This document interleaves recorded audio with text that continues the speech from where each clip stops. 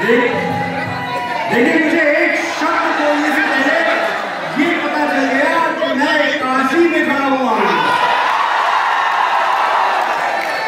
क्या बात है मेरे भाइयों मेरे साथियों।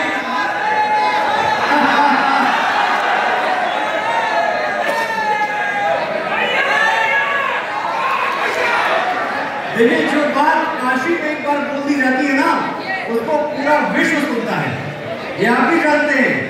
तो आज मेरी वाणी तो ठीक है कि मैं बोलूंगा, मैं चाहता हूं मेरे साथ आप भी बोलते रहें। आप भी जितनी बातें मैं करूं उनके साथ आप अपनी आवाज मिलाएं, अपनी बात मिलाएं। जहां आपको लगे कि मैंने कोई ऐसी बात कह दी है जिसपे वाकई ऐसा जयघोष होना चाहिए कि दसों दिशाएं डोल जाएं, तो वो जयघोष आप लगाइए। लेकिन उसके पहले मैं बड़ा प्रसन्न हूं ये देख के कि ये जो कुर्सियां हैं ऑडिटोरियम की, ये आपने भर दी हैं। मैं देख रहा हूं कि यहाँ इस कोने से लेके उस कोने तक, पहली पंक्ति से लगभग अंतिम पंक्ति तक आपने कुर्सियां भर दी हैं। बड़ा अच्छा किया। विश्वास मानिए, भरी हुई कुर्सियां देखकर एक कलाकार को वही खुशी होती है जो मेडल से भरा हुआ अपना सीना देखकर एक फौजी, वही खुशी होती है जो फसलों से भरा हुआ अपना खेत देखकर एक किसान को होती है। साथियों, मेरे जीते हुए मेडल भी आप हैं, मेरी बोई हुई फसल भी आप हैं। मैं चाहता हूं एक बार अपनी ऊर्जा बनाए रखें, ये चेतना बनाए रखें, क्योंकि आप ही के दम से हमारी ताकत है, आप ही के दम से हमारी शक्ति है। आदरणीय सुनील अंबेडकर जी बैठे हुए हैं, मैं आपके चरणों में प्रणाम प्रेषित कर दूं, क्योंकि बड़ों को प्रणाम करके ही बात शुरू की जाती है, परंपरा यही है। और अब कहें तो बात शुरू की जाए। देखिए, एक तो बड़ा मुश्किल आज ये है कि मैं प्रतिभा और मेधा की नगरी में खड़ा हूं। ये एक ऐसा शहर है, एक ऐसा नगर है जहां आप 10 मिनट के लिए घूमने टहलने निकल जाएं तो हर चौराहे पे 4 पद्मश्री और 2 पद्मभूषण मिल जाते हैं।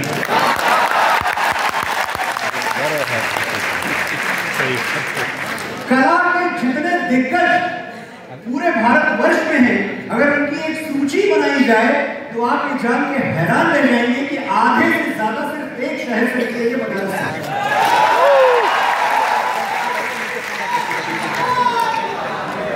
हर हर महादेव। और देखिए क्या आजकल तो खैर कम्युनिकेशन का दौर है, सुनील जी बहुत अच्छी तरह समझते हैं, तो हम बहुत सारे चैनल्स पे जाते रहते हैं, बात करते हैं।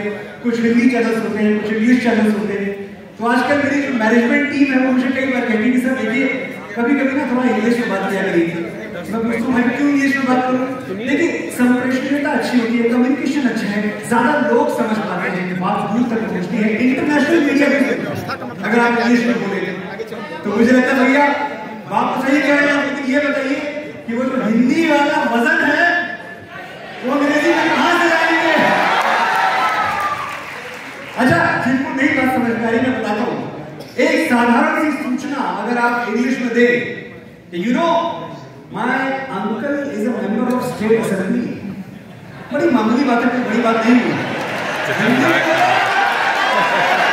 चाचा विधायक है,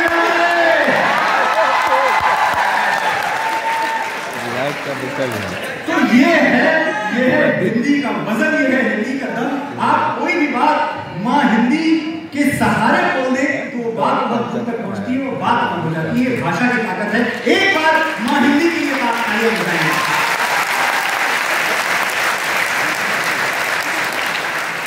जो विषय आप मुझे दिया करते हैं, मुझे बताएं मेरी आवाज अंतिम पंक्ति तक जा रही है कि नहीं जा रही है?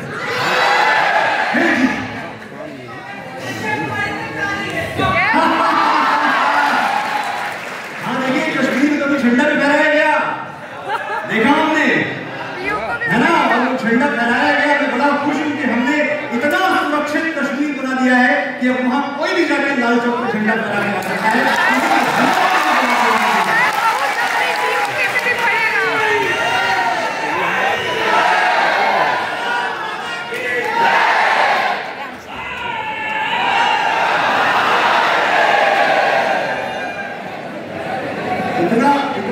जो विषय है, लौटते विषय में लौटते हैं। आज इस विषय पर बात करने के लिए मुझे आदेश किया गया है आदरणीय सुनील जी की तरफ से। वो विषय ये है कि क्या हमारे इतिहास को सचमुच तोड़ा मरोड़ा गया है? क्या हमें जो इतिहास पढ़ाया गया वो पूरी तरह सही है, या फिर उस इतिहास के पीछे कोई एजेंडा है, कोई सोच है, कोई सियासत है, कोई राजनीति है? तो सबसे पहले तो चलिए, सूचना क्रांति का दौर है, अब किसी से कुछ नहीं छुपा। जब आपने छुपा लिया तब छुपा लिया, अब तो हर बात आईने की तरह, शीशे की तरह साफ है। तो पहले मान लेते हैं कि हाँ, जो हमने इतिहास पढ़ा है वो अर्ध सत्य है, ये पहले मान लेते हैं। क्योंकि मानेंगे, प्रॉब्लम डायग्नोज कर लेंगे तो सोल्यूशन की तरफ आगे बढ़ेंगे। समस्या ये है कि मान ही नहीं रहे। समस्या ये है कि जो लिख दिया गया किताबों में हमको लगता है नहीं यही सच है, और कुछ लोग उसी सच को साबित करने के लिए एड़ी चोटी का जोर लगा देते हैं। मैं जानना चाहता हूं कि ऐसा कब हुआ कि हमारी रीढ़ की हड्डी को कमजोर करने के लिए हमें आक्रांताओं का इतिहास पढ़ाया गया है? और इसके पीछे एक लॉजिक है। ये बेवकूफ नहीं थे ये लोग, ये मत समझिएगा कि ये कम जानते थे, ये कम समझते थे। ये बहुत शातिर, बहुत चालाक लोग थे। इनको पता था कि जब हम ये बता पाएंगे कि भाई आप तो हमेशा से गुलाम रहे हैं, आप तो हमेशा से पद्दलित रहे हैं, आप तो रौंदे हुए कुचले हुए लोग हैं, तो आप अपनी रीढ़ की हड्डी डेवलप नहीं कर पाएंगे, आपका स्वाभिमान नहीं जागेगा। और जब आपका स्वाभिमान नहीं जागेगा तो आप प्रश्न नहीं पूछेंगे, सवाल नहीं पूछेंगे, ढोर डांगर की तरह, गाय बैल की तरह आपको हाँक देंगे।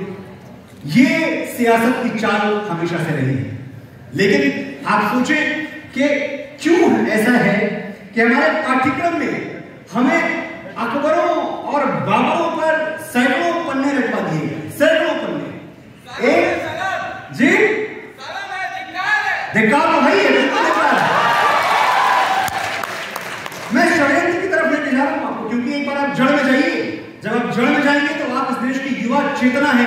हम इस वक्त भारत की सबसे, दुनिया की सबसे प्राचीन संस्कृति और सबसे युवा देश है। एक बार इस देश का युवा ये जान जाएगा कि छल क्या हुआ है, घात क्या हुई है हमारे साथ, तो शायद समाधान निकलने शुरू हो जाए। शायद जब हम 100वीं वर्षगांठ मनाएं आजादी की, तो सचमुच हम विश्व गुरु बन चुके हैं। तो किसी को भी एक कक्षा 10 के, कक्षा 12 के, मैं भी यही का पढ़ा हूं अमेठी का, ज्यादा दूर नहीं है, बगल नहीं है, प्रयागराज यूनिवर्सिटी से।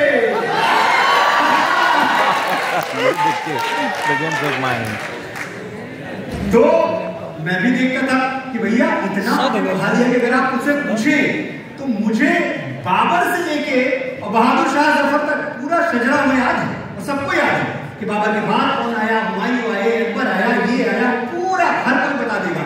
लेकिन अगर किसी से आप खाली 4 पीढ़ियां पूछने महाराणा प्रताप की, तो शायद किसी को याद नहीं होंगी। इतना बड़ा दुर्भाग्य हमारे साथ हुआ है। हमें राणा कुंभा याद नहीं है, हमें अमर सिंह याद नहीं है, हमें बप्पा रावल याद नहीं है, क्योंकि हमें पढ़ाया ही नहीं गया। ये विश्वासघात हुआ हमारे साथ। और कौन महाराणा प्रताप? जब मैंने तो सिर्फ नाम ले लिया था महाराणा प्रताप, लेकिन इतनी आसानी से नाम लेना नहीं चाहिए। महाराणा प्रताप वो क्षत्रिय कुलभूषण, विश्वास मुझे निजवाणी का है, राजपूत कुल प्राणी का, वो झुक सकता है वीर नहीं यदि दूध पिया छत्राणी।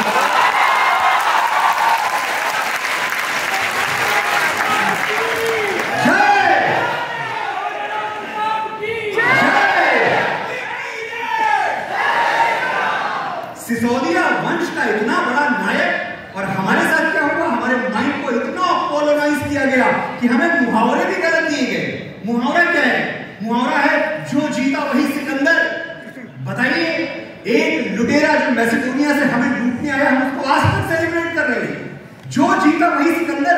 और अब तो मैंने कहा सूचना क्रांति का दौर है, सब कुछ खुल चुका है, ग्रीक हिस्टोरियंस की पोल खुल चुकी है, ये पता चल चुका है कि शायद सिकंदर भारत से जीत के नहीं हार के था। सही बात है। तो हमारे मुहावरे कब बदलेंगे? हम कब बोलना सीखेंगे कि जो जीता वही महाराणा प्रताप? कब बदलेंगे साथियों मुहावरे? आपको बदलने हैं मुहावरे। जब आज इस सभागार से आप जाएंगे तो मैं चाहता हूं थोड़ा सा कुछ आपके अंदर परिवर्तित हो जाए, कुछ बदल जाए। जो जीता वही बाजीराव बलार, 42 युद्ध लड़े, एक भी नहीं हारा। जो जीता वही छत्रपति शिवाजी महाराज। कहां अटके हुए हैं हम? कहां गुलामी के निशानों पे लकीर पे फकीर हुए पड़े हैं? कहां सिकंदर के जयकारे नारे लगा रहे हैं। और देखिए मैं फिर से पाठ्यक्रम में लौटता हूं, ये हमें घिस घिस के पढ़ाया गया, मतलब 10-10 नंबर के क्वेश्चन आते थे यार, पढ़ना पड़ता था। मैंने भी हिस्ट्री पढ़ी है क्लास 10 में, पता है मुझे। ताजमहल किसने बनवाया? अच्छी बात है, धरोहर है हमारी, कोई शिकायत नहीं उनको। ताजमहल किसने बनवाया? पढ़ा दिया आपने। कुतुब मीनार किसने बनवाई? पढ़ा दिया आपने। लाल किला किसने बनवाई? पढ़ा दिया आपने। काशी किसने बर्बाद की? काशी किसने तोड़ी? ये तो नहीं पढ़ाया। सोमनाथ किसने तोड़ा? ये क्यों नहीं पढ़ाया? किसने लूटा? मथुरा किसने तहस नहस कर दी? ये क्यों नहीं पढ़ाया?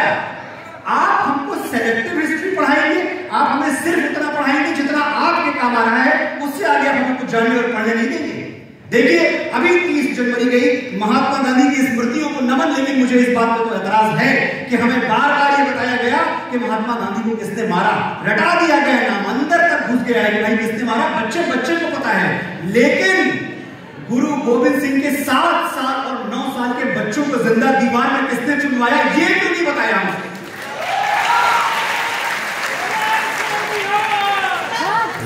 कश्मीरी पंडितों के हक के लिए आवाज उठाने वाले गुरु तेग बहादुर साहिब की गर्दन काट के अलग कर दी गई, किसने किया ये जघन्य अपराध, ये क्यों नहीं बताया हमको? हिस्ट्री आपने उतनी ही पढ़ाई जितने से आपका फायदा होता था, जितने से आपका भला होता था। लेकिन आज मैं यहां इसलिए आया हूं, मेरा जो रोल है, मेरी जो भूमिका है वो बहुत सिंपल है, बड़ी साधारण। मैं कोई टीचर नहीं हूं, मैं कोई एक से एक गुरुजन यहां बैठे होंगे। पहली बात तो मैं आपकी विद्वता को प्रणाम करूं, सिर्फ इसलिए कि मैं इस मंच से बोल रहा हूं और आप वहां बैठ के सुन रहे हैं, इससे ये सिद्ध नहीं होता कि मैं कोई आपसे ज्यादा जानता हूं। सिर्फ इससे एक बात सिद्ध होती है कि हाँ, आज मुझे आपको बोलने का मौका दिया है। बड़ी विनम्रता से आपकी श्रवण शक्ति को प्रणाम। और भैया एक बात जान लो, ये बनारस है, यहां अक्सर बोलने वाले से ज्यादा बुद्धिमान सुनने वाले होते हैं।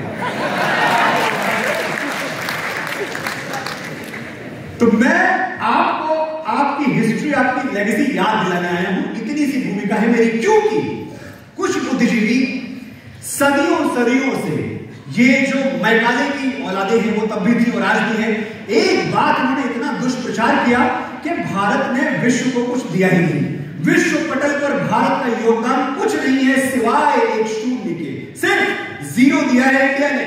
और मैं कहता हूं जब 0 दिया मेरे भारत ने, दुनिया को तब गिनती है।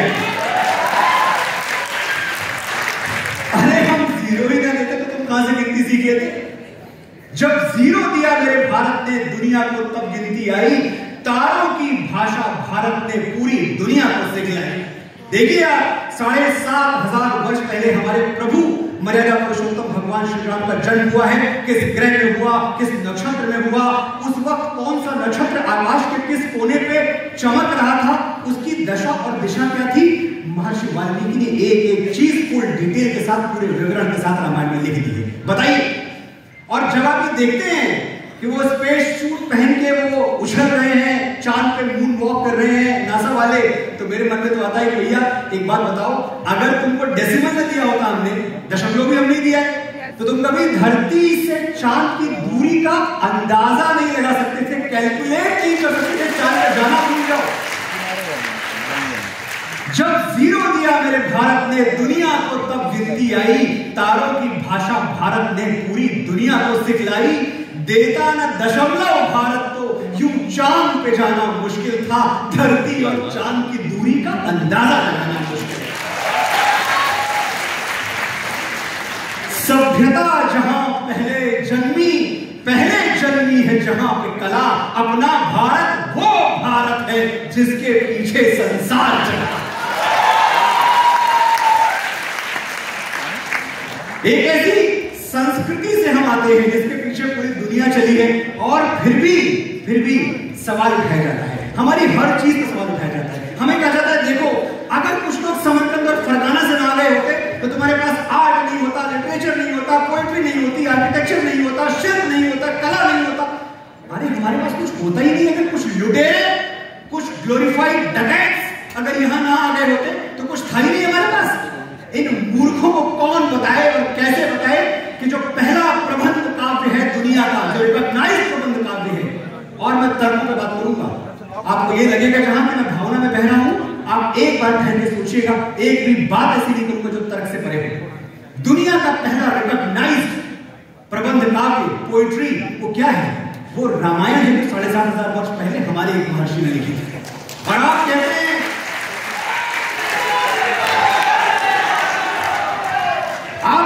हमको शायरी और कविता नहीं आती। मेघदूत 2,500 साल पहले मेघदूत लिख दिया बाबा कालिदास ने, और आप हमको शायरी देने आए थे, हमको पोएट्री देने आए थे। आपने जो दिया उसका सम्मान है, लेकिन आप हमें यह कतई ना बताइए कि आपके पहले हम पत्ते लपेट के नाच रहे थे, ये नहीं था। कहते हैं म्यूजिक था ही नहीं, संगीत तो आपके पास था ही नहीं। बताइए, नाद को ब्रह्म मानने वाली संस्कृति हम हैं। मैं काशी में बोल रहा हूं, आपको पता है मैं कितना बड़ा सच कह रहा हूं। सामवेद जो संगीत का पहला ऑर्गेनाइज्ड लिटरेचर है, 8,000 साल पहले हमारे यहां रचा गया सामवेद। और एक बात और है, भैया किले और महल नहीं होते आपके पास। देखो हमने बनवा दिया लाल किला, वरना आपके पास क्या था? अरे मैं जानना चाहता हूं कि राजा भोज कहां रहते थे भाई, महाराजा विक्रमादित्य कहां रहते थे, चंद्रगुप्त मौर्य कहां रहते थे, ये जो चोल वंशी राजा हैं, अहोम राजा हैं, राष्ट्रकूट हैं, सातवाहन हैं, ये सब क्या सड़क किनारे चटाई बिछा के सोते थे? किले में कॉलोनाइज किया गया, हमारे माइंड को गुलाम बनाया गया, और इस तरह गुलाम बनाया गया कि हमें बहुत वक्त लग गया ये जानने में कि क्या अच्छा हुआ है हमारे साथ। लेकिन साथियों, ज्ञान के आगे गुलामी बहुत देर तक टिकती नहीं है, ये बात याद रखिएगा, क्योंकि मैं ज्ञान की नदी में खड़ा होकर बोल रहा हूं। अगर आप ज्ञान का खुली बाहों से स्वागत करेंगे तो गुलामी की तमाम बेड़ियां, तमाम जंजीरें टूट जाएंगी। एक बात आप याद रखें कि आपका परिचय क्या है। और आज मैं काशी के इस मंच से खड़े होकर पूरी दुनिया को बताना चाहता हूं कि मैं कौन हूं और आप कौन हैं। देखो हमारी ओर, पहचानो हमें, हम वही हैं जो बाण फेंक के धरती से धारा निकाल दिया करते थे, एक उंगली पे गोवर्धन उठा लिया करते थे। हम ही थे वो दिलेर जो चक्रव्यूह में वापस लौटने की विद्या सीखे बगैर गए। ये दिलेरी, ये बहादुरी देखिए आप। एक बालक था, लड़का, एक युवा अभिमन्यु, जानता था कि चक्रव्यूह में प्रवेश तो कर जाऊंगा लेकिन निकल नहीं पाऊंगा, ये शुरू से पता था उसको। और एक बात आप और बताइए, अगर थोड़ा भी शक था, थोड़ी सी भी शंका थी कि शायद मैं बाहर निकल आऊं, तो वो शंका उस वक्त समाप्त हो गई थी जब अभिमन्यु ने चक्रव्यूह में प्रवेश करते हुए अपने सभी बड़ों के पैर छुए, उनसे आशीर्वाद लिया। सबने कहा आयुष्मान भव, आयुष्मान भव, आयुष्मान भव। जब अभिमन्यु ने श्री कृष्ण के पैर छुए, श्री कृष्ण ने मुस्कुराते हुए कहा, क्या कहा? यशस्वी भव, यशस्वी भव। संकेत मिल गया था कि आयु मेरे साथ नहीं है, यश मुझे जरूर प्राप्त होगा। उस वक्त ही पता चल गया था अभिमन्यु को कि मैं चक्रव्यूह से कभी चेले बाहर नहीं निकलूंगा। चाहता तो भाग जाता, चाहता तो यूटर्न मार लेता, लेकिन ऐसा नहीं किया। हमारे भारत का वीर था, और उसी वीर से बिल्कुल अभिमन्यु के सम्मान में तालियां बजनी चाहिए।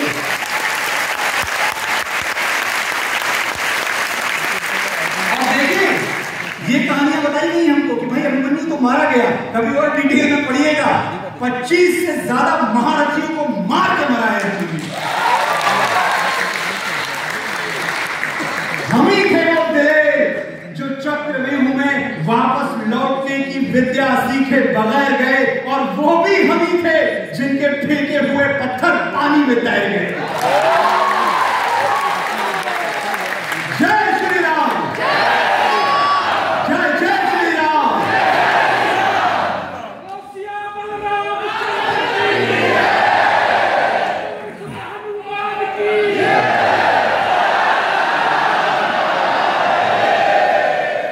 हम ही थे वो दिलेर जो चक्रव्यूह में वापस लौटने की विद्या सीखे बगैर गए, और वो भी हम ही थे जिनके फेंके हुए पत्थर पानी में तैर गए। हम मारना भी जानते हैं और बचाना भी। हमने दुश्मन के लिए फाइटर जेट्स बनाए, संगीन बनाई, और जब जिंदगी की सांस छूटने लगी तो हम ही ने वैक्सीन बनाई।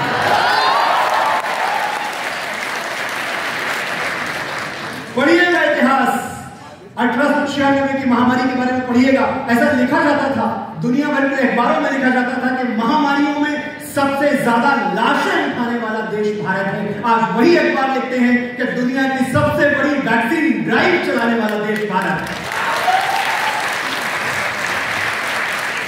हम मारना भी जानते हैं और बचाना भी। हमने दुश्मन के लिए फाइटर जेट्स बनाए, संगीन बनाई, और जब जिंदगी की सांस टूटने लगी तो हम ही ने वैक्सीन बनाई और लिख दिया उस वैक्सीन पर सर्वे संतु निरामया। कभी पर्चा पढ़िएगा कोवैक्सीन का क्या लिखा हुआ है, सर्वे संतु निरामया, यानी ईश्वर सिर्फ हम पर ही नहीं हर किसी पर, प्राणी मात्र पर करे दया। हम जाबाज हैं, जियाले हैं, आंधियों से खेले हैं, बिजलियों के पाले हैं। हम शांति का सवेरा है, मानवता के उजाले हैं, पहचानो हमें, हम भारत वाले हैं।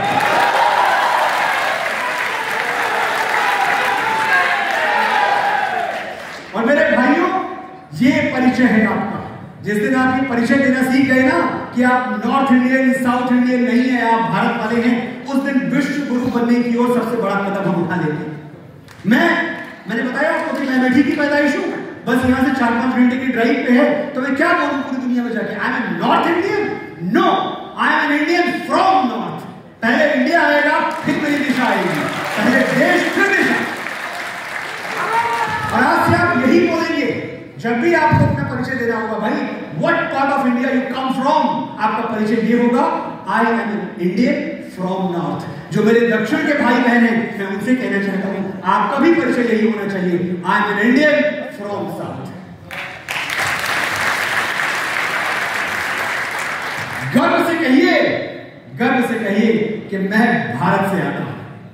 मैं उस भारत से आता हूं जिसके होठों पे गंगा और हाथों में तिरंगा है। आपके देश का गौरव आपको बता रहा हूं, जहां से मैं आता हूं वहीं से आप आते हैं। मैं उस भारत से आता हूं जिसके होठों पे गंगा और हाथों में तिरंगा है। एक बात और, जितनी बार मैं भारत कहता हूं, आज मैं चाहता हूं कि आप भारत शब्द का अर्थ समझ लें। भारत शब्द का अर्थ इंडिया नहीं है मेरे भाई, भारत शब्द का अर्थ हिंदुस्तान भी नहीं है। हम काशी में हैं। भारत और संस्कृत के यहाँ बहुत सारे विद्वान बैठे होंगे, वो सहमत होंगे मुझसे कि दो धातुओं को बना के ये शब्द मिला के शब्द बनता है, भा और रत। भा धातु प्रकाश के अर्थ में प्रयोग होती है, उजाले के लिए बोली जाती है, जैसे भास्कर, भानु, प्रभात, आभा, ये सब, इन सब का रिश्ता रोशनी से है। भास्कर सूर्य, प्रभात सवेरा, भानु सूर्य, आभा उजाला, सब में भा है और सब का रिश्ता प्रकाश से है। और रत, रत मतलब क्या है? तपस्या रत, साधना रत, शिक्षा रत, लगा हुआ, जुटा हुआ, संलग्न। तो जो प्रकाश की खोज में रत है, वही मेरा और आपका भारत है। तमसो मां ज्योतिर्गमय, आज की बात थोड़ी है, सदियों सदियों से चला रहा है। हमारी परिभाषा इतनी है और यही हमारा राष्ट्रीय चरित्र भी है कि हम प्रकाश की खोज में रहते हैं। हम पूरे जीवन अंधकार से प्रकाश की यात्रा करते रहते हैं। मैं उस भारत से आता हूं जिसके होठों पे गंगा और हाथों में तिरंगा है। मैं उस भारत से आता हूं जो कभी सत्यम शिवम सुंदरम, कभी वंदे मातरम और कभी पंजाब, सिंध, गुजरात, मराठा, द्राविड़, उत्कल, बंगा है। ये है मेरा आपका भारत। राष्ट्रगान याद आया? राष्ट्रगान याद आया? पंजाब, सिंध, गुजरात, मराठा, द्राविड़, उत्कल, बंगा। और देखिए, इस देश में बुद्धिजीवी हैं जो ये कहते हैं कि भाई ये जो राष्ट्रगान है ना, ये थिएटर में क्यों बजाते हो यार? आप थिएटर में, हम एंटरटेनमेंट होने गए हैं, हम गए वहां पॉपकॉर्न खाने, आप वहां राष्ट्रगान बजाते हो और हमको खड़ा होना पड़ता है। गलत बात है। ये हमारी फ्रीडम पे, हमारी फंडामेंटल राइट पे कुठाराघात है। इतनी बड़ी बड़ी बातें करते हैं वो लोग जो 52 सेकंड राष्ट्रगान पे खड़े होने में जिनको एतराज है और उसी थिएटर में समोसे की लाइन में आधे घंटे खड़े रहते हैं। 52 सेकंड खड़े होने में तुमको है एतराज पड़े? 52 सेकंड, सिर्फ 52 सेकंड, एक कम ना एक ज्यादा। 52 सेकंड खड़े होने में तुमको है एतराज पड़े? सियाचिन की सरहद पर कोई बर्फ हो गया खड़े खड़े।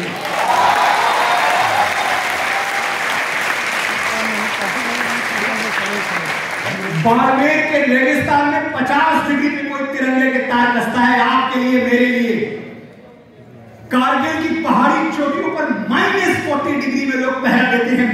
आपके लिए, क्या उनके सम्मान में, उन वीरों के सम्मान में एक बार इस सभागार में वंदे मातरम का जयघोष नहीं हो सकता? वंदे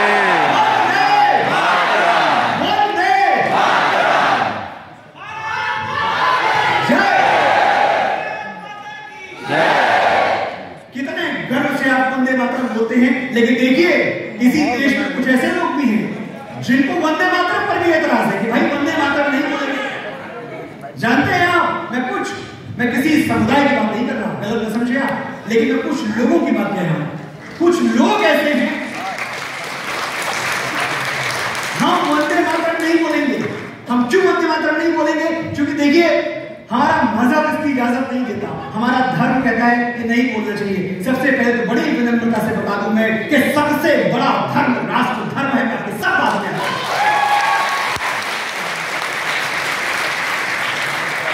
और एक और तर्क है कि भाई संविधान हमें वंदे मातरम बोलने के लिए नहीं कहता। ऐसी कोई बात संविधान में नहीं लिखी है कि आपको वंदे मातरम नहीं बोलनी चाहिए। तो भाई साहब, संविधान तो आपको दाढ़ी बढ़ाने और टोपी पहनने के लिए भी नहीं कहता।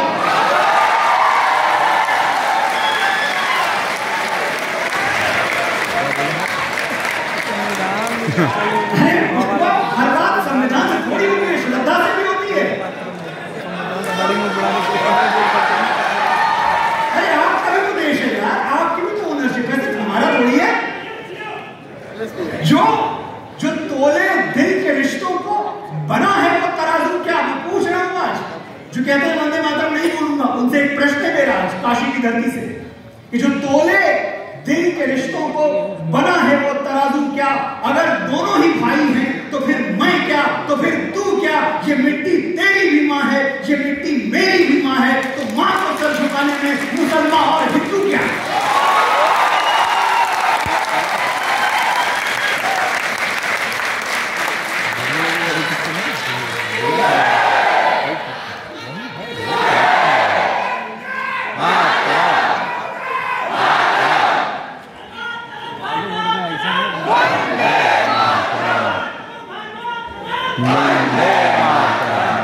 एक छवि आपको और दिखाता हूं, मैं परिचय दे रहा हूं आपको, आपका ही परिचय। मैं उस भारत से आता हूं जो ठुकराए हुए लोगों की शरण स्थली बन जाता है और 7 समंदर पार परदेशियों को भी सिस्टर्स एंड ब्रदर्स कह के बुलाता है। 1893 शिकागो, हमारी ज्ञान परंपरा के एक देवदूत ने सिर्फ 5 शब्द बोले मंच पर पहुंच के विश्व धर्म संसद में। सिर्फ 5 शब्द, जो कि कोई व्याख्यान भी नहीं था, सिर्फ संबोधन था। Sisters and brothers of America. 7 minute तक पूरा पश्चिम समाज खड़े होकर तालियां बजाता रहा।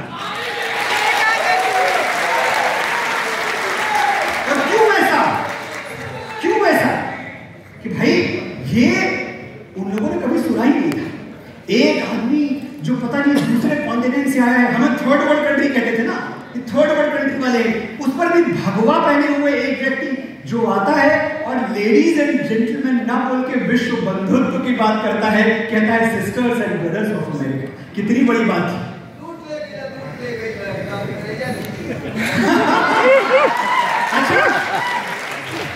अच्छा इसका देखिए आप, सिस्टर्स एंड ब्रदर्स कहा स्वामी जी ने। यहां मेरी बहनें बैठी हैं, मेरी माता बैठी हुई है सामने। मैं ये ध्यान दिलाना चाहता हूं आपका कि भाई ब्रदर्स एंड सिस्टर्स भी कह सकते थे। सिस्टर्स एंड ब्रदर्स क्यों कहा? इसी ऑर्डर में कहा सिस्टर्स एंड ब्रदर्स, क्योंकि हमारे यहाँ परंपरा है कि हम स्त्री को उसके मान को हमेशा अपने से आगे रखें। ये हमारी परंपरा है। क्या कहते हैं हम? वहां से आवाज आई, सीताराम, राधा कृष्ण, माता पिता, देवी देवता। आप देख लें हमने किसको आगे रखा है और कहां हमारी विराट सोच है। लेकिन अभी देखा मैंने थोड़े दिनों पहले एक कुछ चवन्नी छाप विचारधारा के लोगों ने चवन्नी के माचिस से करोड़ों का मानस जला दिया। देखा हमने। क्यों भाई? क्योंकि ये तो जो है, ये तो शूद्र विरोधी है, ये वंचित वर्ग का विरोध करता है, ये महिलाओं का विरोध करता है। घोर गंवार शूद्र पशु नारी सकल ताड़ना के दिखाई। बड़ी गलत बात लिखी बाबा तुलसीदास ने। अरे भैया, भूखा भागी करने के पहले थोड़ी देर पढ़ लेते, समझ लेते। इतना कॉम्प्लिकेटेड नहीं है, इतना कॉम्प्लिकेटेड नहीं है, बड़ी सीधी सी बात है, आपको समझाता हूं मैं। बहुत सारे आपने इसके वैचारिक पक्ष सुने होंगे, मैं लेखक हूं, फिल्मों के लिए लिखता हूं, और इसलिए एक अलग धरातल पे मैं बाबा तुलसीदास से जुड़ता हूं। मैं एक लेखक की तरह आपको बता रहा हूं। प्रबंध काव्य क्या होता है? प्रबंध काव्य यानी नॉवेल हो, सिनेमा हो, ये सब प्रबंध काव्य की कैटेगरी में आते हैं। प्रबंध काव्य की दो शर्तें हैं। पहली चीज, लिटरेचर के जो स्टूडेंट हैं हाथ उठा दें, साहित्य पढ़ रहे हैं, देखिए इतने लोग, आप समझ रहे हैं मैं क्या कह रहा हूं। तो प्रबंध काव्य की शर्त यह है कि उसकी एक स्टार्टिंग होती है, एक मिडिल होता है, एक एंड होता है, ये शर्त है उसकी। और उसके संवाद चरित्रों पे आधारित होते हैं, यानी जो नायक है, जो हीरो है, वो अच्छी बातें कहेगा, जो खलनायक है, विलेन है, वो खराब बातें कहेगा। यही तरीका है प्रबंध काव्य लिखने का। तो एक बार जरा आप पन्ने पलटे और जाएं, रेफरेंस टू कॉन्टेक्स्ट पढ़ के देखें रामचरितमानस को। सुंदर कांड का वो अंश जहां के 3 दिन भगवान बैठे हुए हैं, समुद्र से मार मांग रहे हैं, बिना न मानत जलद जोड़ गए 3 दिन बीत, बोले राम सकोप तब धर्म होए न पीत। उस वक्त, उस प्रसंग में समुद्र खलनायक है, समुद्र अहंकारी है, वो भगवान को मार्ग नहीं दे रहा, समुद्र जड़ बुद्धि है। ये समुद्र स्वयं कहता है कि मेरे पास बुद्धि नहीं है, मैं जड़ हूं। तो ये जो लाइन कही गई है, ये भगवान श्री राम ने नहीं कही है, ये समुद्र ने कहा है। ये खलनायक की लाइन है, ये एक अहंकारी की लाइन है। इसको इतना सीरियसली लेने की क्या जरूरत है? अगर देखिए, एक पिक्चर मैंने भी लिखी है, संवाद लिखे बाहुबली के, तो बाहुबली के संवाद में मैंने अमरेंद्र बाहुबली के भी डायलॉग लिखे, मैंने शिवगामी के भी लिखे, मैंने कटप्पा के भी लिखे, मैंने महेंद्र बाहुबली के भी लिखे, और मैंने भल्लाल देव के भी लिखे,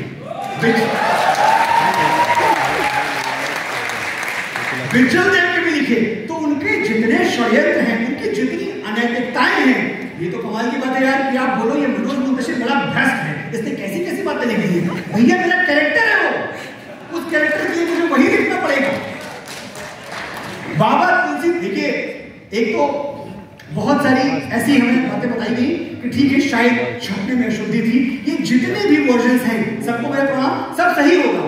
लेकिन मैं इतना समझ पाया हूं कि अगर कोई अशुद्धि नहीं भी थी, अगर ये चौपाई है भी उसमें, तो ये एक खलनायक बोल रहा है, ये एक बेवकूफ बोल रहा है, मंद बुद्धि बोल रहा है, जड़ बुद्धि बोल रहा है, अहंकारी बोल रहा है। वो बाबा तुलसीदास के विचार कैसे हो गए? वो मेरे भगवान श्री राम के विचार कैसे हो गए? वो भगवान श्री राम जो अहिल्या को अपने पैरों से छू के जीवित कर देते हैं, जो शबरी के झूठे पेड़ खाते हैं, निषाद राज को अपने बगल बैठाते हैं, जो केवल के आगे सर झुका देते हैं, ऐसे महान चरित्र को आप ये बताइए कि वंचित समाज से इनको द्रोह था। आप ये बताइए कि अच्छा, ये आप अगर बाबा तुलसीदास के पॉइंट ऑफ व्यू से भी देखें तो बाबा तुलसीदास ने ही तो रामचरितमानस में इन सबको सहनायक की भूमिका दी है। क्या लगता है आपको जब मैं केवल कहता हूं तो आपको हीरो ही याद आता है ना, एक सहनायक ही याद आता है। जब मैं कहता हूं आपसे, जब मैं अहिल्या का नाम लेता हूं तो आपको एक पवित्र स्त्री याद आती है। इन सबको इतनी बड़ी भूमिकाएं किसने दी है रामचरितमानस में? बाबा तुलसीदास ने दी है। अगर वो द्रोही होते, अगर वो वंचित समाज के द्रोही होते, से के विरोधी होते, अगर आपके मान लीजिए कि वो स्त्रियों के विरोधी होते, तो इन सबको इतनी बड़ी भूमिकाएं क्यों देते? खैर वापस लौटते हैं। मैं ये कह रहा था कि मैं उस भारत से आता हूं जो ठुकराए हुए लोगों की शरणस्थली बन जाता है और 7 समंदर पार परदेशियों को भी सिस्टर एंड ब्रदर्स कह के बुलाता है। मैं उस भारत से आता हूं जिसने दुनिया को हितोपदेश किया, कर्म योग सिखाया, लेकिन खुद कभी अपना पराया नहीं सिखाया। मेरा भारत वसुधैव कुटुंबकम के सिद्धांत को जिया। अयोध्या जहाँ पर वे गणना लग साम उदार चरिता नाम ता वसुधैव। और देखिए हमें कहा जाता है कि हम इंटॉलरेंट हो गए हैं, हमें बाकी लोग बर्दाश्त नहीं हो रहे। आज आपको हिंदुत्व की एक परिभाषा देके जा रहा हूं, कलम कागज है तो नोट कर लो, वरना ये वीडियो अपलोड कर दूंगा मेरे चैनल पर, देख लेना। जिसमें गिरती हैं सभी नदियां वो सिंधु हैं हम, जिसमें गिरती हैं सभी नदियां वो सिंधु हैं हम, सारी दुनिया को वतन कहते हैं, हिंदू हैं हम।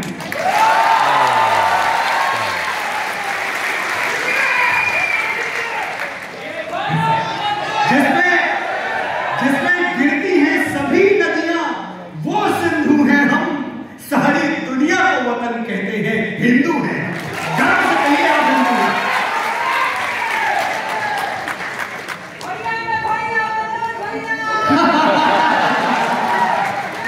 बहुत बहुत प्यार है भारत का।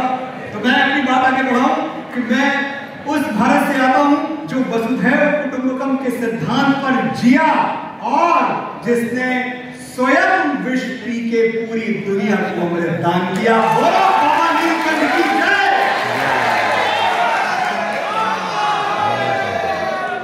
हर हर महादेव।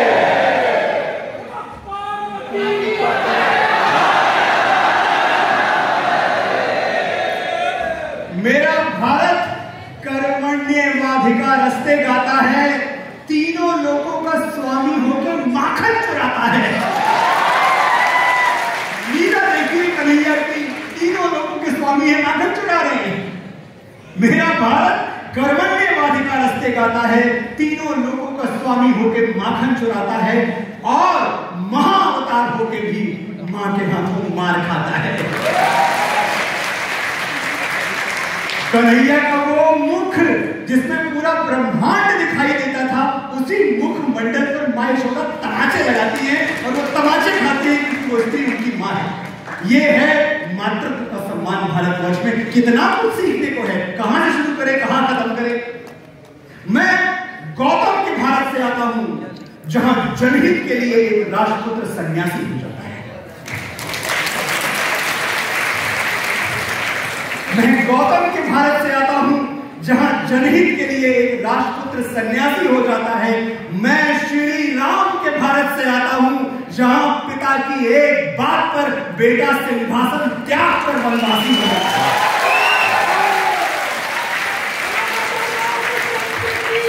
जय श्री राम, जय जय श्री राम। आज जो गर्व है आपकी वाणी में जय श्री राम कहते हुए, 20 साल पहले इसी उत्तर प्रदेश में मैं रहा करता था, पढ़ाई लिखाई चल रही थी। उस वक्त अगर गलती से बोल दो ना आप जय श्री राम, तो आपको आजू बाजू झांकना पड़ता था, कहीं किसी ने सुन तो नहीं लिया, क्योंकि अपराध है। जय श्री राम कहना राम के देश में, वो देश जिसके संविधान में राम की छवि अंकित है, वो देश जिसके संविधान में राम राज्य की अवधारणा है, वहां राम का नाम लेना पाप हो गया था, अपराध हो गया था। एक ऐसे दौर से गुजरे हैं, हमने वो अदालतें देखी हैं। जय श्री राम, जय जय श्री राम। हमने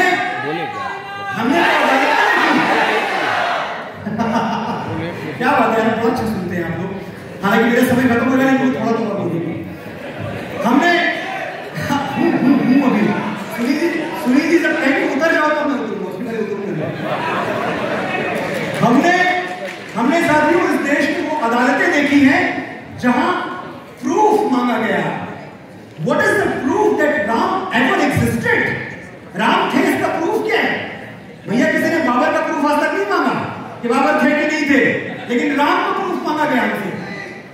और कमाल की बात है, वो जज साहब जो रामनवमी की छुट्टी पे घर बैठे मूंगफली पुटकते थे फ्री का हॉलिडे लेके, वो जज साहब पूछते थे कि राम हुए थे, इसके सबूत क्या है? अरे भैया रामनवमी की छुट्टी दी तुमने अभी थोड़े दिन पहले।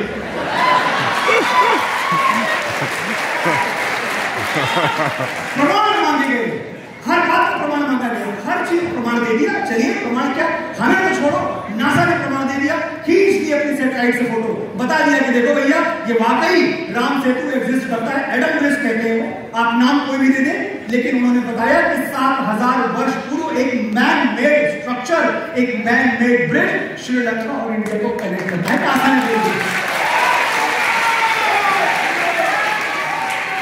अच्छा, आज भी बहुत यहाँ इंजीनियरिंग के स्टूडेंट्स भी होंगे, बड़े बड़े भूगर्भ शास्त्री होंगे। मैं आज की बात बताता हूँ आपको। अगर आज कहा जाए कि समुद्र पे एक पुल बनना है, एक ब्रिज बनना है, what are the conditions that must be met, क्या करना चाहिए?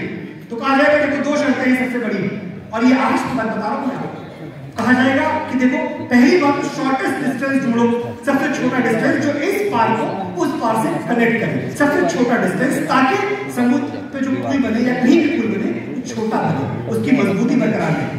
और दूसरा, अगर वो समुद्र पे है तो एक ऐसी जगह ढूंढो जहां दो करंट इंटरसेक्ट करें ताकि जो रेत है वो धंसे नहीं। आप जाके देखिए, जिस जगह पे समुद्र सेतु का स्टार्ट लिखा है महर्षि वाल्मीकि ने, उस जगह पे बंगाल की खाड़ी और अरब सागर एक दूसरे को इंटरसेक्ट करते हैं।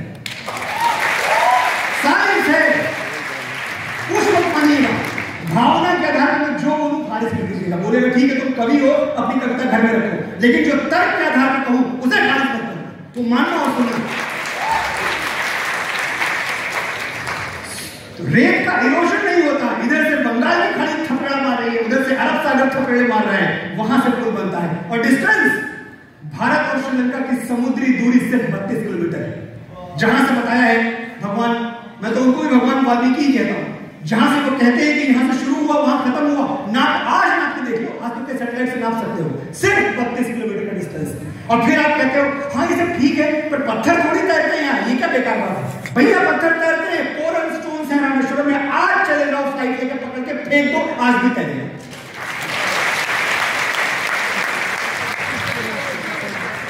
इतने सबूत मांगे गए और हमने दिए। देखिए आप, इस देश का दुर्भाग्य रहा कि हमने कसाब जैसे पिशाच देखे, लेकिन सौभाग्य रहा कि हमने प्रोफेसर एपीजे अब्दुल कलाम जैसे देवपुरुष देखे। कलाम साहब को कोट करता हूं, कलाम साहब कहते हैं रामायण अच्छी है, रामायण सच्ची है। एपीजे अब्दुल कलाम कहते हैं, उनके सम्मान में तालियां बजाएं आप।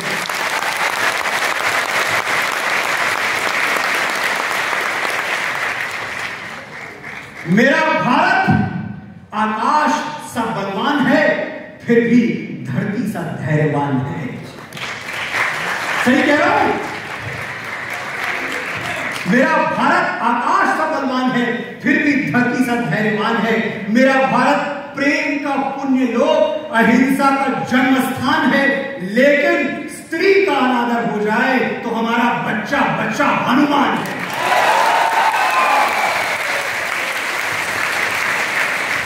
पढ़ो हमारा इतिहास जो हमारे मस्तक पर छपा हुआ है। एक दुशासन ने हमारी बहन का आंचल खींच लिया, हमने 100 भाइयों की चिता जला दी। एक रावण ने हमारी मां का हरण किया, हमने पूरे राक्षस कुल की लंका जला दी। मुझे दुख होता है ये कहते हुए कि लिबरलिज्म के नाम पे, प्रगतिशीलता के नाम पे हमने अपने बच्चों की सुरक्षा से समझौता किया हुआ है। We just want to be cool parents, अच्छे पेरेंट्स, 21st सेंचुरी के पेरेंट्स। हमने जो प्रतिबंध थे उनको हटाया, लेकिन साथ ही सुरक्षा का घेरा था उनके इर्द गिर्द, वो भी हमने खींच लिया अच्छे बनने के चक्कर में। साथियों, बड़े दुख से कह रहा हूं, लेकिन ना आफ्ताब पहला है ना आखिरी, और ना श्रद्धा पहली है ना आखिरी।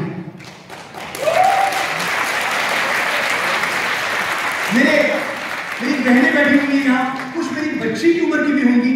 आप किसी भी रिश्ते से मेरी बात सुन लो, आप मुझे भाई समझ के सुन लो, आप मुझे पिता समझ के सुन लो, आप मुझे ताऊ चाचा कुछ भी समझ के सुन लो, लेकिन इतना मान लो कि फूलों की तरह तुझको संभाला है हमेशा, कांटों की इबादत नहीं करना मेरी बेटी।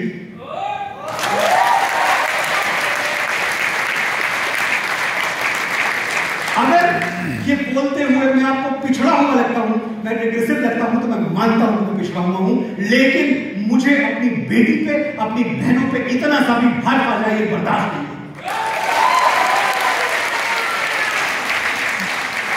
फूलों की तरह जो औरत का अपमान करे उसका हाथ नहीं काटते हैं।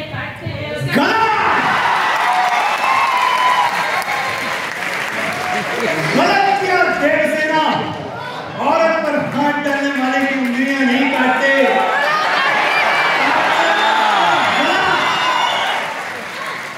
फूलों की तरह तुझको संभाला है हमेशा, कांटों की इबादत नहीं करना मेरी बेटी। 35 टुकड़े होके पहुंच जाए जो फ्रिज में, तू ऐसी मोहब्बत नहीं करना मेरी।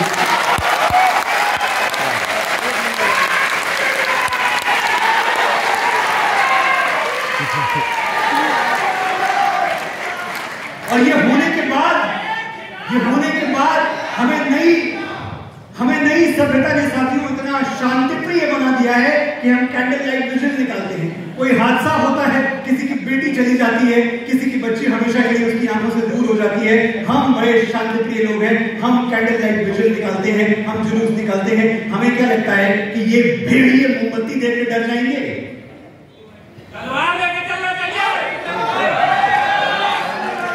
संगीनें जहां सोती हैं, तलवारें जहां सोती हैं बंद म्यानों में, किस्मतें वहां सड़ती हैं तहखानों में। शोणित के बदले अश्रु जहां बहता है, वो देश कभी स्वाधीन नहीं रहता है। सच कहा आपने। और हम क्या भूल गए? हम अपनी परंपरा भूल गए। शघे शाठ्यम समाचरेत सिखाया गया है हमें कि दुष्ट से दुष्टता का व्यवहार ही उचित है। वो हाथ कंधे से कैसे जुड़ा हुआ है अभी, दुपट्टा जिसने किसी बहन का गिराया था। मेरे नौजवान साथियों, आपसे पूछ रहा हूं मैं, वो हाथ कंधे से कैसे जुड़ा हुआ है अभी, दुपट्टा जिसने किसी बहन का गिराया था। ये मोमबत्तियां मर्दानगी पे लानत है कि मर्द वो है जो लंका जला के आया। बजरंगबली की जय।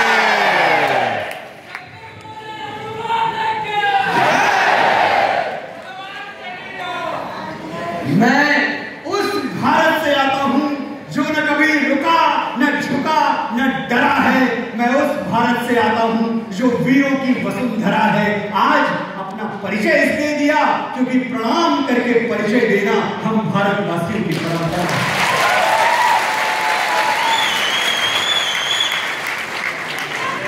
मुझे आज्ञा है,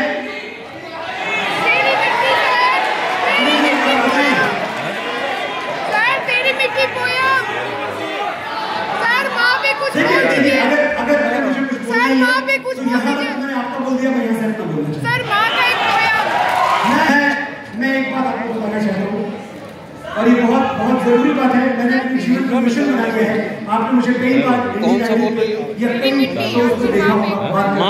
मैं हमेशा एक बात कहता हूँ कि भैया तुम दुनिया में कुछ भी कर लो लेकिन माँ के घर से उधार नहीं होगा। और ये मैं इसलिए नहीं कहता, फिर से कह रहा हूँ, ये मैं इसलिए नहीं कह रहा हूं कि बात सुनने में बड़ी अच्छी है, मैं ये बात इसलिए कह रहा हूं कि ये सच्ची है, 100% 100% सच्ची है। देखिए लोग कहते हैं सुनील जी कि यार सच में बड़ी ताकत होती है, और मैं कहता हूं कि झूठ में भी बड़ी ताकत होती है अगर वो झूठ मां बोल रही है।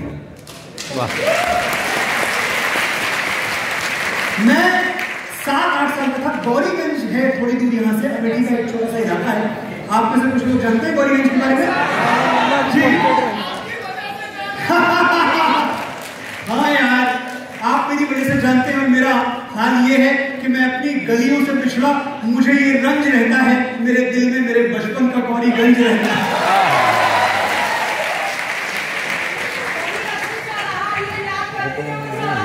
बनमक्खन अच्छा सर्विस की बात है नहीं अभी, है ना? रॉक्सी ड्राई क्लीनर है कि वो गया, उसका 100 रुपया उधार दिया, दिया नहीं कभी दिया नहीं।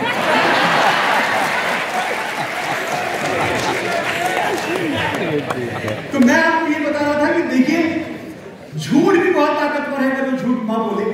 मैं एक छोटे से कस्बे में बड़ा हो रहा था। मेरी मम्मी एक झूठ दिन में 100 बार बोलती थी, और बड़े कैसे बताऊं मैं किस तरह से बोलती थी, सीना तान के बोलती थी हमेशा। अरे देखो तुम्हारा रिंकू भी अच्छा है। जहां मोहल्ले की 6-7 महिलाएं इकट्ठा हुई, और मैं महिलाएं कह रहा हूं, मैं औरत शब्द का प्रयोग नहीं कर रहा। अगर आप मैंने देखा है नारी और स्त्री, नारी और स्त्री। जो लोग, हाँ मुझे इशारा हो रहा है बस 5 मिनट। जो लोग रेफरेंस टू कॉन्टेक्स्ट नहीं समझ रहे, मैं एक बार बता दूं जल्दी से क्विकली कि शब्द जो होते हैं वो अपने साथ अपना एक कल्चर, अपनी एक संस्कृति लेके आते हैं। शब्द इतने खोखले होते नहीं जितने हमें सुनने में लगते हैं। आपको उनकी गहराई में जाना चाहिए।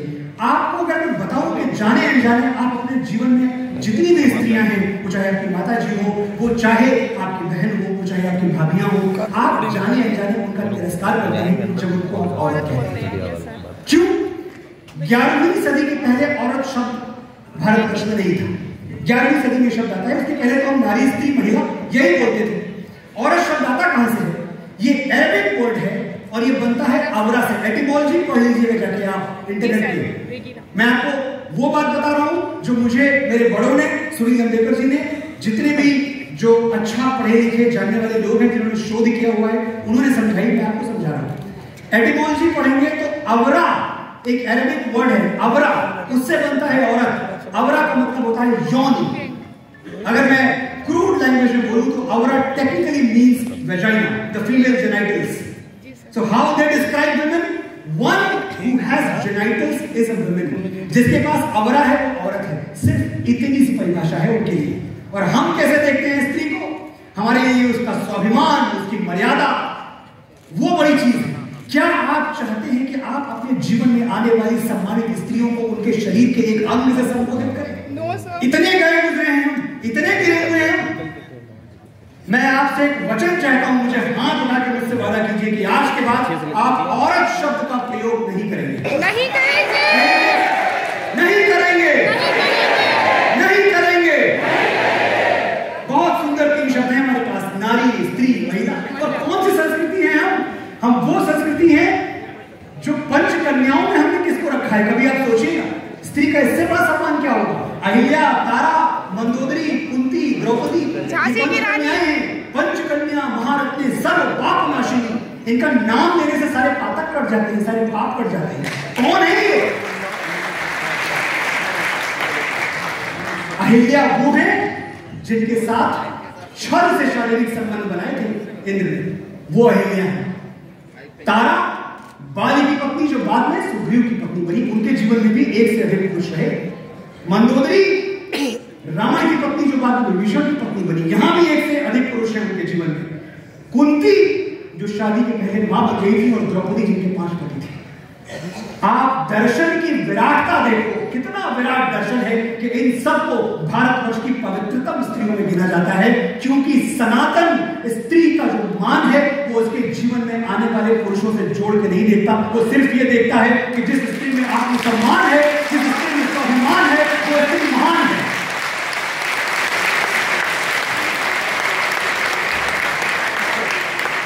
इतना विराट दर्शन है मेरा, और हम इतना बड़ा सोचते हैं।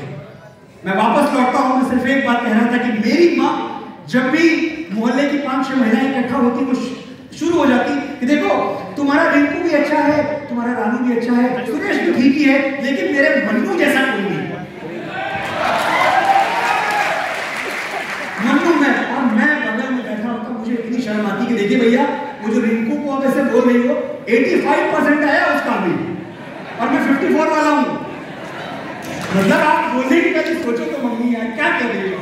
ये जो दूसरे आपने पिंकू को बताया, ये क्रिकेट का कैप्टन है हमारे यहाँ, और मुझे गुल्ली डंडा खेलना नहीं आता। क्या है मुझ में ऐसा? लेकिन मम्मी थोड़ी दिन समझती कि ठीक है कोई बात, मनु आगे से नहीं बोलूंगी। फिर 5-6 दिन गुजरा, 4-6 महिलाएं आई दूरदूरिया चलाने। हमारे यहाँ दूरदूरिया होती थी, तो दूरदूरिया चलाने जहां महिलाएं इकट्ठा हुई, वहां अरे देखो सब ठीक है, लेकिन मेरे मन्नू जैसा कोई नहीं। मैंने एक दिन थक हार के, विवश होकर, मजबूर होकर ये तय किया कि मैं अपनी मां को ये झूठ बोलने से रोक तो नहीं सकता, लेकिन इस झूठ को सच में बदलने की कोशिश कर सकता।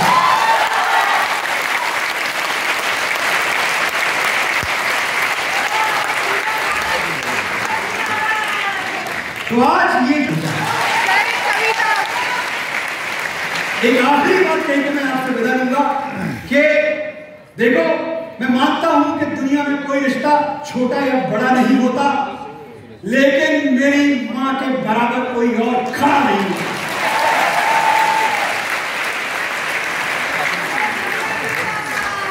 आप जिंदाबाद भैया।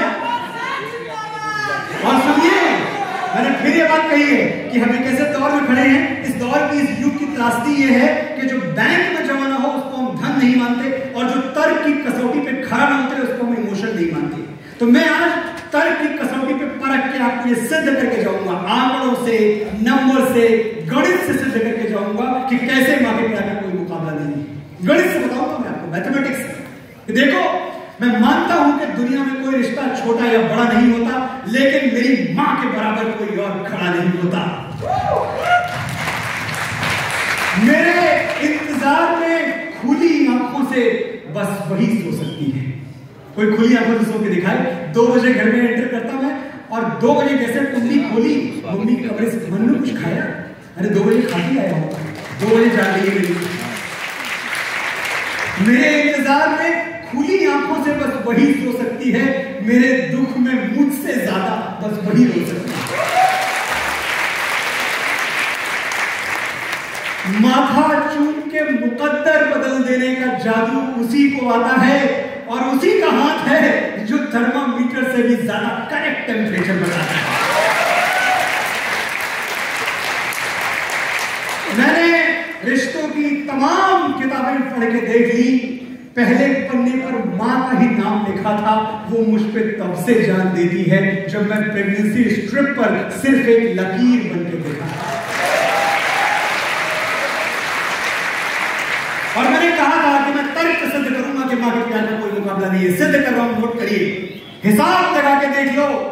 दुनिया के हर रिश्ते में कुछ अधूरा आधा निकलेगा। एक मां का प्यार है जो दूसरों से 9 महीने ज्यादा निकलेगा। चलो कुछ मत मानो, मैंने जितनी बड़ी बड़ी बातें की कुछ मत मानो, पर इतना तो मानोगे ना कि हाँ उसका प्यार दूसरों से 9 महीने ज्यादा है। इसको तो कोई काट नहीं सकता दुनिया में। और भाइयों एक बात याद रखना, आप अपने जीवन में कितना भी धनार्जन कर लो, कितने भी लखपति करोड़पति अरबपति बन जाओ, कभी वो सिक्के नहीं लौटा पाओगे जो आपकी मां ने आपकी नजर उतार के गंगा में फेंक दिए। कितने भी ऊंचे उठ जाओ, उससे ज्यादा ऊंचे नहीं उठ पाओगे जब उसने आपका माथा चूम के आपको आकाश की ओर उछाला था। उससे ज्यादा ऊंचे नहीं उठ पाओगे। मुझे आप सबसे अब एक आखिरी बात कह के विदा लेनी है, क्योंकि अगर मैं 7:40 निकल नहीं गया तो मैं एयरपोर्ट नहीं पहुंच पाऊंगा। इसलिए मैं 7:30 हो रहा है, 4 मिनट तक आपसे बात करूंगा और फिर मुझे रोकिएगा मत। सर आज काशी में ठहर जाइए जी, आज काशी में ठहर जाइए सर जी। कुछ कह रहे हैं काशी? बच्चे यही वाराणसी के बड़े घबराए हुए थे। एक तो मुझसे और बड़े काबिल, बड़े गुरु, एक तो अच्छा लिखते थे, एक डायरेक्टर बनना चाहते थे, एक एक्टर बनना चाहते थे। और मुझसे आके कह रहे थे देखिए सर अब बहुत डर लगता है। डर ये लगता है कि वहां हमें कौन पूछेगा, हमारे पास तो ना कोई सरनेम है, ना खान लगा हुआ है, ना बच्चन लगा हुआ है, ना कपूर लगा हुआ है, हमें वहां कौन खड़ा करे। अच्छा ये सरनेम की इज्जत है हमें, मैं खाली इसलिए बोल रहा हूं क्योंकि लोग अक्सर सरनेम से डर जाते हैं, घबरा जाते हैं। तो ये कैसे होगा, हम मुंबई अगर आ भी गए तो हमें कौन पूछेगा। देखिए आज मैं आप सबकी तरफ से, वाराणसी वालों की तरफ से और वाराणसी के यूथ की तरफ से, कला की दुनिया में जितने भी लोग यहाँ जुड़े हुए हैं उन सब की तरफ से उन आकाओं से कुछ कहना चाहता हूं जो आपको डराते हैं, जो कहते हैं कि मुंबई बताना खड़ा नहीं होने देंगे तुमको। उनको मैं कुछ कहना चाहता हूं। सुनो बड़के शहर और बड़के नाम वालों, अपने बड़प्पन का झुंझुना कहीं और जाके बजाओ। सुनो बड़के शहर और बड़के नाम वालों, अपने बड़प्पन का झुंझुना कहीं और जाके बजाओ। हमारे तेवर से टकरा गया तो टूट जाएगा। हम बकैती पे आ गए ना बाबू, तो बड़े बड़ों का पसीना छूट जाएगा।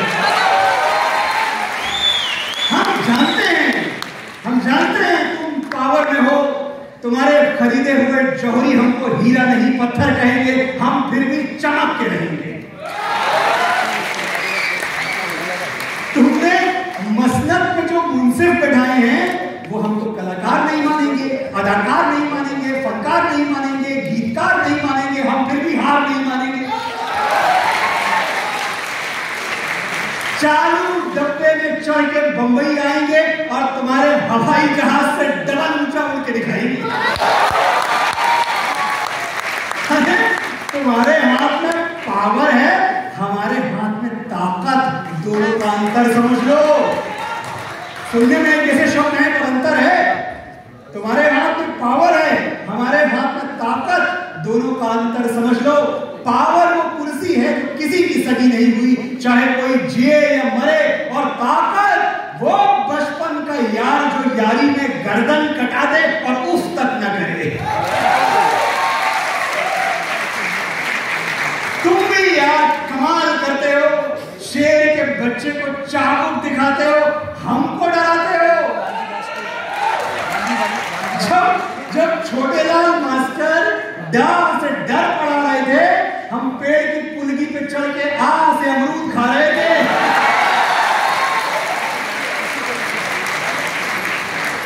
उस क्लास में नहीं बैठे जहां डर का डिक्टेशन बोला गया, वो पानी नहीं पिया जिसमें छोटे बड़े का जहर बोला गया, और बाप के कंधे पे बंदूक रखे तो हमने चिड़िया तक नहीं मारी।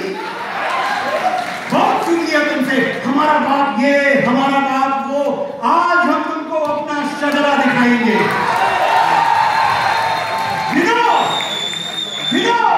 आज हम अपने बाप दादा परदादा सबका नाम गिनवाएंगे। पहले दद्दा का नाम नोट करो, रणबीर चौपड़ी चेतक वाले।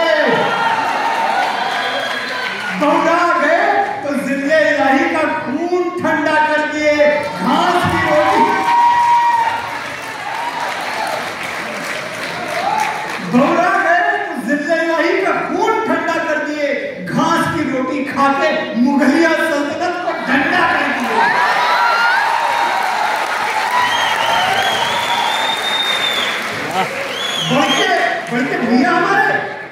बड़के भैया हमारे 14 साल जंगल जंगल जोगी की सवारी फिरती रही और सिंहासन पे उनकी खड़ाम राज करती रही।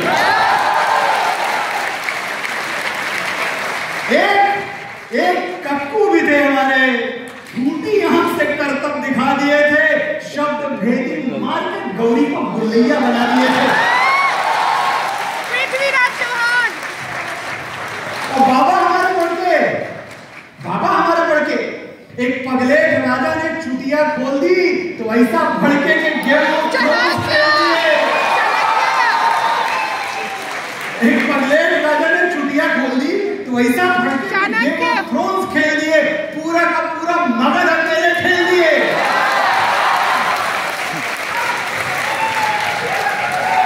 चार काफी है कि और गिनवाएं?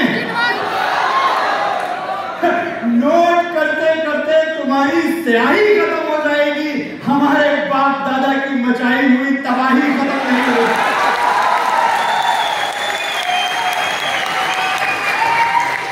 तो बॉटम लाइन बोल दे रहे, नोट कर लो। तुम अपनी खोपड़ी के पीछे वो चमकने वाला गोला लगवा लो, हम फिर भी तुमको अवतार नहीं मानेंगे।